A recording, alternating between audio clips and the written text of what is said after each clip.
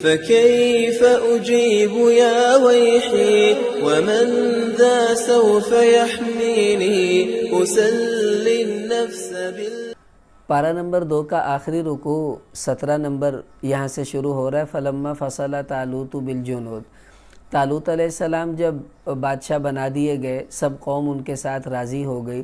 اب ان کو حکم دیا گیا کہ جو جالوت تھا وہ بڑا زبردست طاقتور آدمی بھی تھا، بڑی طاقت بھی تھی، ان کے ساتھ جہاد کرنا ہے۔ تو قوم تیار ہو گئی، تو 80,000 لوگ ان کے ساتھ تیار ہو گئے جانے کے لیے۔ اب چونکہ یہ بھیڑ تھی، لڑنے والے تو تھوڑے ہی تھے، بس ایک شوق میں سب تیار ہو گئے۔ تو اللہ کو یہ مقصود تھا کہ جو صحیح ایمان والے، مضبوط ایمان والے اور جو لڑنے والے ہیں وہی ساتھ جائیں، باقی لوگ واپس آ جائیں۔ تو اللہ پاک نے پھر کیا اس کا انتظام کیا، فرمایا ان اللہ مبتلیکم بنہر۔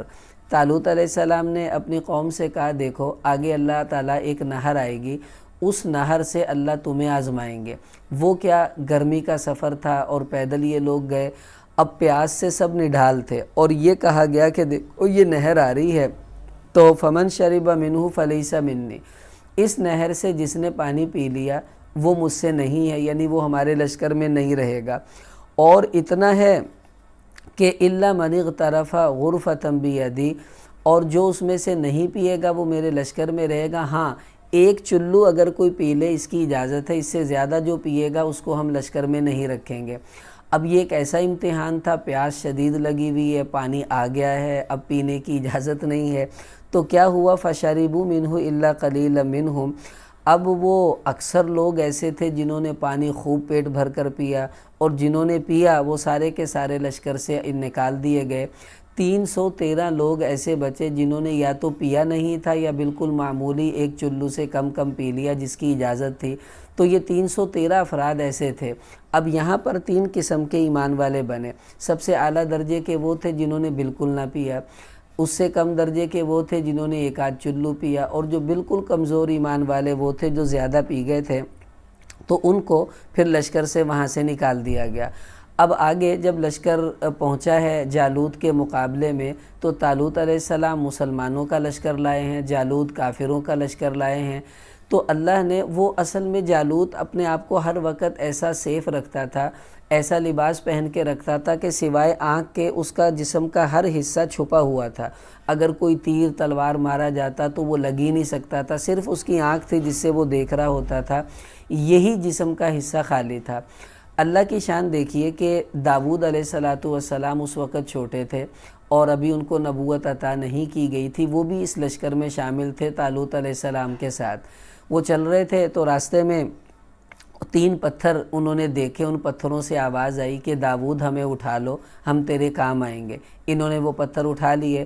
آگے جب پہنچے تو اللہ کی شان، وہ جالوت جو تھا وہ لپٹا ہوا تھا لباس میں، بس آنکھ اس کی کھلی ہوئی تھی۔ تو داؤد علیہ السلام نے وہ پتھر نشانہ لے کر مارا تو سیدھا اس کے یہاں آنکھ کی طرف لگا، تو اس کے دماغ کو بھی پھاڑتا ہوا وہ پتھر جو تھا وہ گزر گیا۔ اللہ نے اس میں ایسی طاقت پیدا کر دی تھی۔ تو اللہ تعالیٰ یہاں پر فرما رہے ہیں، اس پورے قصے کو بیان فرمایا کہ یہ 313 تھے، وہ بہت زیادہ تھے۔ اب وہ جو لوگ تھے تھوڑے گھبرائے، تو اللہ تعالیٰ نے فرمایا کم من فیۃ غلیلۃ، کئی مرتبہ ایسا ہوا ہے کہ تھوڑا سا گروہ غلبت فیۃ کثیرۃ باذن اللہ، بڑے بڑے گروہوں پر اللہ کے حکم سے غالب آ گیا ہے، اور اللہ تو صبر کرنے والوں کے ساتھ ہے۔ اب جب مقابلہ ہوا تو یہ لوگ کہنے لگے ربنا افرغ علینا صبرا، اللہ ہمیں صبر عطا فرما، ہمارے قدموں کو جما، کافروں پر ہمیں مدد عطا فرما۔